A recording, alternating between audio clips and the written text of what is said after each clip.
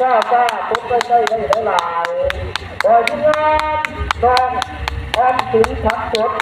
ตรงโต๊ะสี่บวกนครอุดร3-2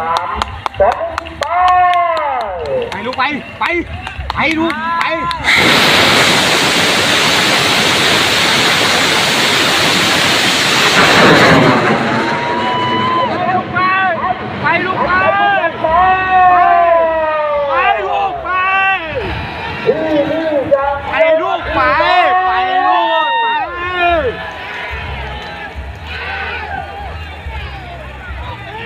แน่นอนของเงิน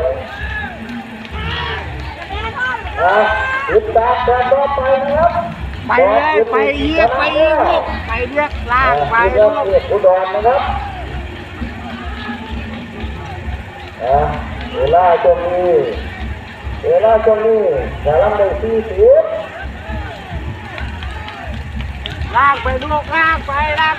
ควรเจอเวลา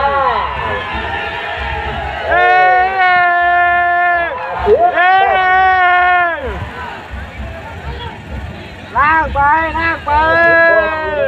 ตื่นจ้า